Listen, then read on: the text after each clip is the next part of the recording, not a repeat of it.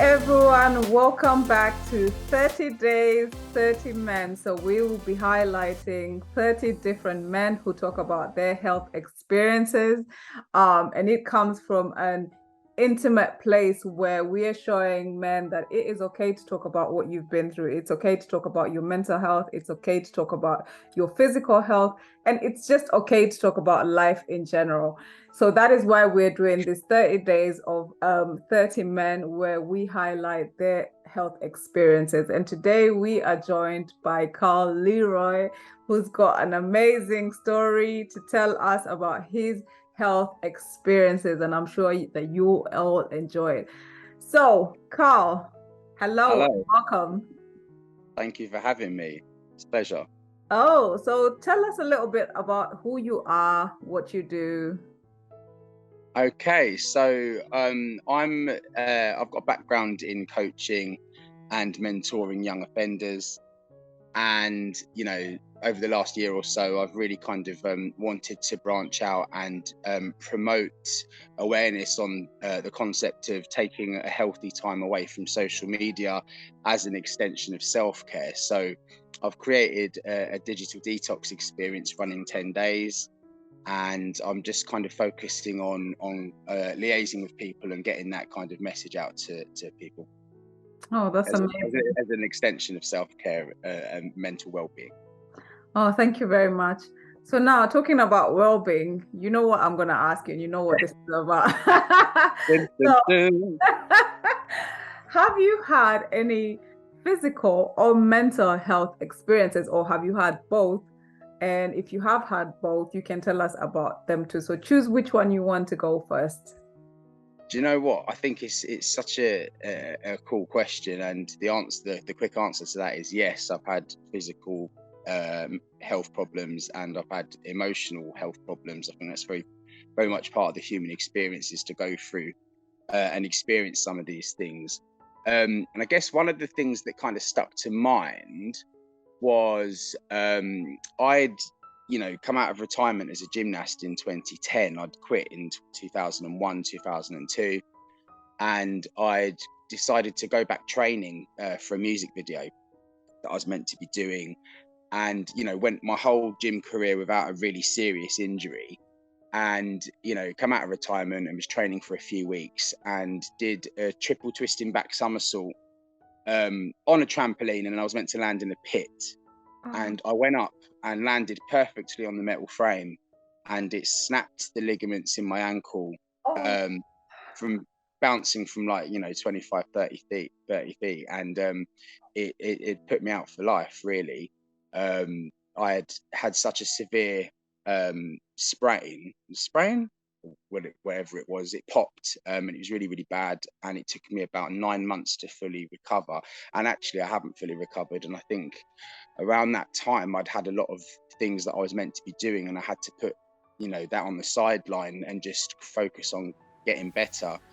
And I was in a group at the time, and I had to leave because I couldn't do the tours or schools tours that were being set up and things like that. And that was a really, really tough time. And how I got through that was, understanding that, not being in denial that it happened. It's happened, and it's trying to get through that. And I found that really, really, really, really tough, because it was like, everything just done. So that was a really hard time. Oh, wow.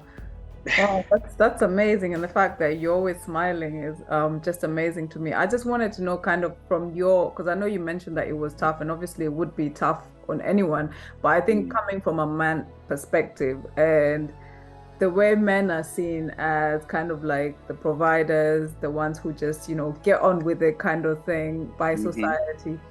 I wonder, how was it for you at that time in terms of like your team members that you were working with at the time, and what you were doing, coming from someone who's highly active, doing all these things, to all of a sudden everything has been stripped away from you? Yeah, and I think there's so many different ways you can look at that. And for me, I think what one of the things that stuck out for me was like, I was, in a sense, I was forced to just stop and recheck what I was doing, why I was doing it, and what were the lessons in that. So yeah, I had a really bad injury, and it was really bad at the time. But it also got me to I had no choice but to kind of stop and reevaluate who I was, what I was doing, and why I was doing it, and then what am I going to move from that experience. And I think people around me were quite supportive in what had happened. But I decided that that wasn't going to define me. And although it took a long time to heal, I kind of took that time out to just to regulate myself and to look after myself and to look at other things. And that was kind of how I got into coaching, was having that break. Because had I not have had that time off, I wouldn't necessarily have although I was coaching in small doses and doing things anyway, I'm not sure if I would have seen coaching or mentoring like the capacity that I'm doing at the moment. I wouldn't have thought that would have been possible. So it kind of led me into more of what I'm doing now, I guess. Oh, wow. Carl, I've known you for some time now. I've never had Yeah. this story. Oh, there's plenty. Is it? We all got history, and I think it's about how we work through trauma, and how we work through these experiences and see the learning in the learning in it. Because as I said before, there's learning in everything, and it's about how you tackle situations that come up for you. And I think as far as mental health is concerned, I really do believe that we are the space between our thoughts, and when thoughts come up into the body, they're there to be experienced, and so we can it can move through the body and we can kind of get rid of it. And I think a lot of what we do now is we don't talk about the issues. We deny them. We move away from it. And I'm firsthand at this. I'm not saying I'm perfect, because I'm definitely not. And even this year has been a real kind of learning curve for me.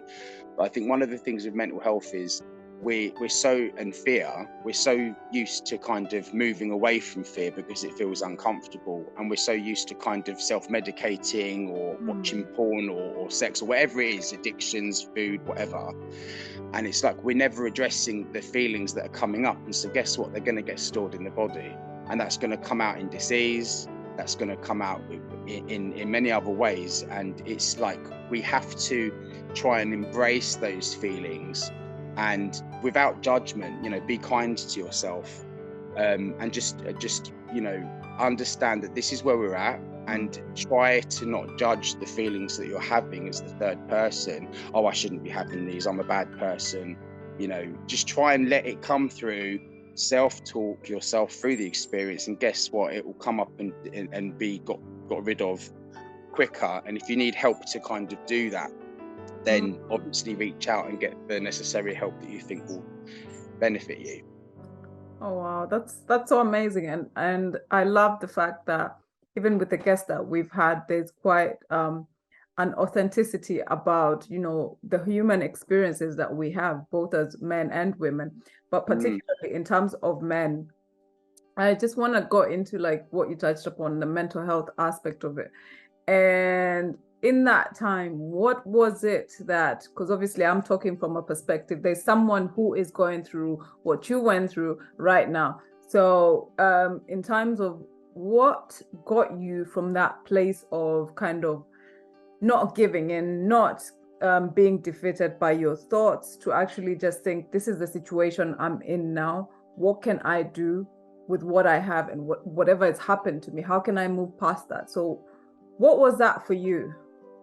Absolutely. I think there's some really good points there. I think when we're dealt a card in life, we have no choice but to kind of play it.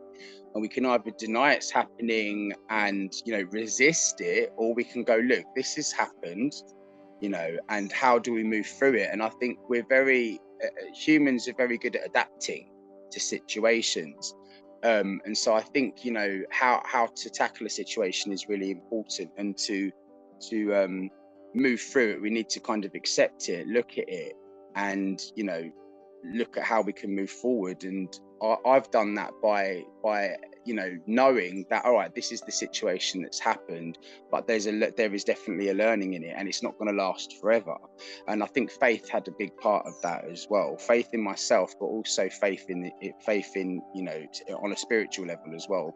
I think when you know that you've got a mission for something, or there's more to life than what's being presented, you automatically kind of go on a search, on a quest for knowledge, for inspiration, for enlightenment, for wisdom, and you want to accumulate all those experiences and then transmute that and learn from that, and then kind of share that information. And I think that's a biggie for me. I always knew that wasn't going to last forever, and it's happened. So what can you do? It's happened. You only ever have the now moment, so you're only ever in control of where you take things from that space. You can't change what's happened before, not physically anyway. So you need to kind of move on with that awareness, I think. Oh, wow, that's amazing. And at that time, did you experience any mental health challenges like depression, suicidal ideation, just anything that you struggled with mentally? Well, the answer to that is yes. I still struggle now with some stuff. I think if we're honest, we all have struggles in certain areas, and I think my confidence has been a big thing for me. Being confident and being able to restrain myself sometimes, because I think I can be quite impulsive and run into things. I think what I've learned over the last however many years is just to take a step back and to really listen to other people and yourself, and move through it from that. But I have experienced a lot of times where I wasn't well emotionally, and I've had suicidal thoughts before. I've had moments months of being completely paralyzed in procrastination and not understanding who I am or what I'm doing.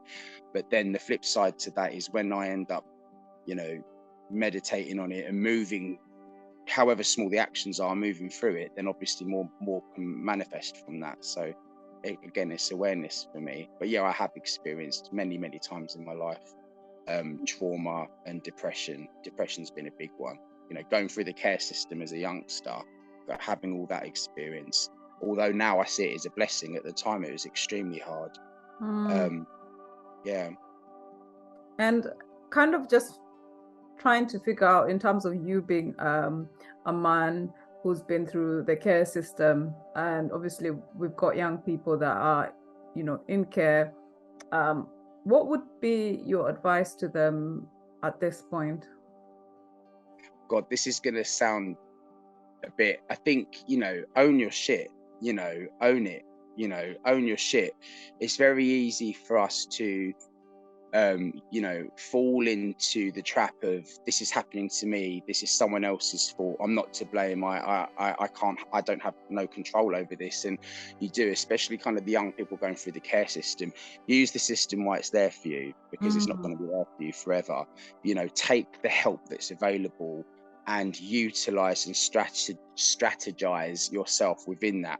And there are people out there who care. There are people out there who are going to support you. And just remember that whatever shit you're going through at the moment is giving you a history. It's giving you life experience for you to then help other people when you're older. And it doesn't seem like that at the time. And a lot of young people I've spoken to are like, I never want to fucking help anyone else, Going public. Like, yeah, right, okay, you will. You will, because you know what? I was the little shit in school. And it's very funny because years later, I turned around, I sat to a kid, I was like, you got to do well at school. And I was like, where the hell did that change, So there will be a turning point for you. And it's just to know that every experience has its day and it's not going to last forever. And just use it as life experience and try and be grateful for the moment you're in. I know it's hard, but, we're hardwired to look at negatives. And it's like, for me, I'm in the garden, I'm healthy right now. It could be, I've got a cup of coffee. And look, if anything else fails, eat chocolate, Oh, that's a nice call.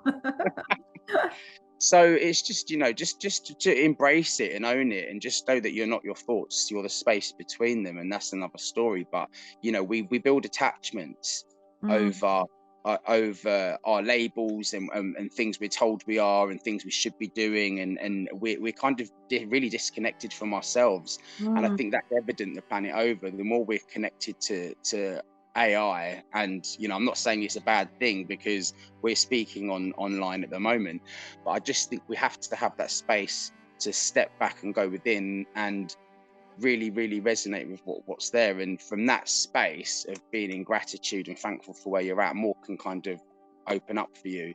If you're just in mm. a space where you want to completely just, have a victim mentality, or feel that there's no hope, just know that it's a perception, and there's always a way out.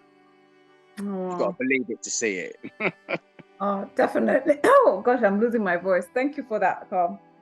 So No now worries. I know in terms of like there's a situation where you mentioned that you struggled in terms of like in school with getting easily distracted. Can you tell us a little bit about that? Oh gosh. Yeah, yeah. I guess. I mean, I was moved around quite a lot as a kid, and went to lots of different schools. And I think I think this is more coming to light now. We're all built differently. We all learn differently. And I think to put 40 kids in a class and expect them all to get the same thing at the same time is difficult. And I think I didn't like the restrictions of a school setting. And I almost kind of saw through the systems being played out in schools even then, and was like, is this really for my highest? Is this really, even as a kid? So I think that I really struggled I mean, I excelled in school, don't get me wrong, but I really struggled with it at the same time. The social aspect, and the sitting down, and the concentration needed to do exams and stuff, although I did them. And I think, there is large parts of the school system that aren't working for kids. That's blatantly obvious. And I think that, having the space to be able to teach kids in different settings, and in different ways, is kind of key. And I think more and more kids are kind of going to benefit from not having a one shoe fits all approach to education. Mm. Oh wow, that's amazing. So in terms of like everything that you have been through today, just looking at you, and there's a lot of information that you always give up, and you're someone who's you're quite open about talking about your experiences. But then there's other men who are not open in terms of their suffering in silence. Right.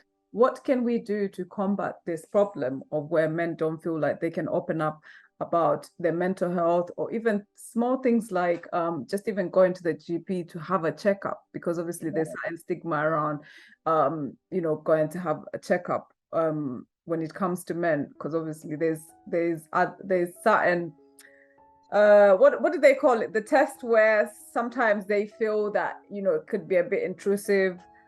So what can we, how can we encourage to start breaking all these barriers so that men can just access all these things without having to feel like society is watching them or judging them? Right. I think just to be grounded in yourself, first of all, because whether we like it or not, we're in a very judgmental society. And especially over the last 10 years, we're constantly being judged by our appearance, by what we're doing online, I mean, it's just insane. So, in a sense, so if you haven't got that grounding within yourself, you're going to float away. And so you need to kind of have a grounding in yourself, and meditations, just be kind, do stuff that can anchor you, and be kind to yourself, and don't judge your thoughts and feelings, just acknowledge them. And I think speaking to people is a big one, and work out why it would be good for you to speak to someone, because some people don't. I'm quite private. When I go through stuff, I like to just shut myself away and deal with it, and that can work, and that's not necessarily a bad thing. And if you think that resonates with you and that works for you, and you go into hibernation mode and then come out, great. But if you're really struggling to reach out, then look at what reaching out's going to do for you. problem shared is a problem halved. And I think with regards to any kind of medical things that you're going through that you think or you're worried about and you don't want to go to the doctor, I've spoken to people recently who have had this. What have you got to lose? You know, I know it's a scary thing, but if it's something that's serious, ignoring it isn't going to make it go away. And you know, I think, you know, people, women, men, whoever, they're attracted to someone being strong enough to be vulnerable, because being vulnerable is a strength. Yeah. It's not a weakness. And I think it's very, very good to remember that. And if you're struggling and you go and get help, then that makes you brave. It makes you strong. You know, not saying that if you don't, you're not equally those things, but, you know, just don't be afraid to reach out. If you need to go and get that help, then that help will be there, you know. But, you know, make the first move, you know, check in with yourself while you're doing it, what the outcome could be. And if that resonates with you, then go ahead and go and get that support. Oh, thank you for that, Carl. It's been amazing. Now, this part of the interview, nobody really expects it, so I haven't told you what I'm going to do. Oh, God. I like tapping into people's talents.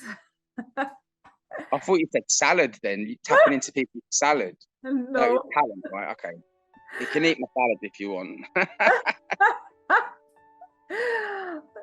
So talent, it's talent. Okay. Yes. I know you obviously you spoke about being part of you were part of a band. Is it a band or a team? Yeah, I've done all kinds of stuff. The band wasn't, I mean, we didn't do much, you know. They went on to do some other stuff, but obviously I didn't. So give us a little something, a little key. A little key? What, you want me to sing? Yes. Ain't no sunshine when she's gone. I'm not gonna sing. It's like early. I haven't sung for years, really. This is you. You sing. I've heard you sing. I've sat in a restaurant with this lady. We sang "Happy Birthday." Do you remember that? Happy birthday. Not my birthday. No, but it was. The sunshine is good. Don't leave us hanging. I was getting into the flow. I was about to be a backup dancer. Happy birthday to ya. Happy birthday to ya. Happy birthday. See, someone out there got a happy birthday. So if it's your birthday, we don't know, but you got a free song. Birthday. Oh, you know, when it is your birthday. Mine's January, by the way. I just want to plug that. Everybody, it's my big 40. I can't believe I admitted that. January. So yeah, I'll put a PayPal link down. If you want to buy me a drink, great. Just kidding. Thank you so much for that, Carl. So Carl, if people want to find out about you, what you do, how can they get in touch with you? So I think, yeah. So my website is www.digitalhealthmentor.com. Find me on Instagram. I'm not huge on socials. It's Carl Leroy 13, and the other one is Digital Health Mentor. I'm on YouTube a little bit as well. And if you just want to send me an email to find out some information, just say hello, or just say hello. Yeah, absolutely. By the story, it doesn't have to be. Don't you want to put that was whack. That was fun. No, but if you would like to send an email over, then please do. It's info@iamskybound.co.uk. Be an absolute pleasure to hear. And like with the digital health mentor, just before we go, what inspired that? Because I loved the story behind it.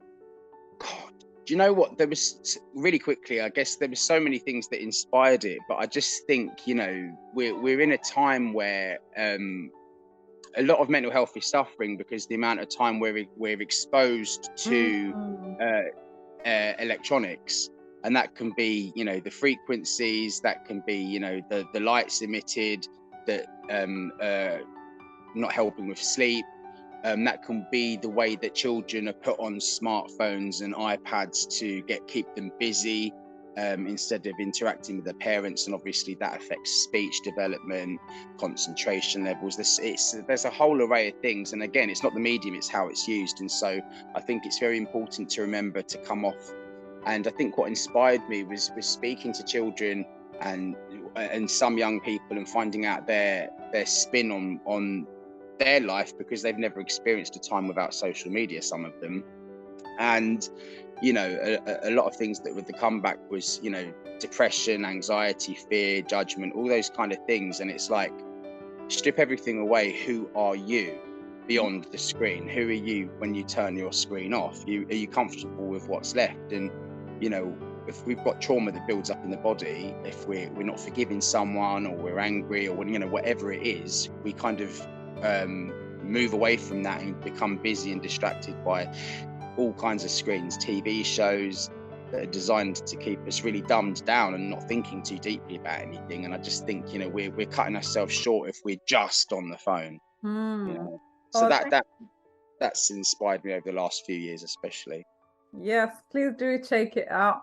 Thank you so much, Carl, for joining us today. Thank you for being part of the 30 Men, 30 Days. I hope whoever is listening out there that you gotten some inspiration, that, you've also, gotten that message of hope if you're going through something. And Carl, I look forward to us doing more and more work to raise awareness around men's health.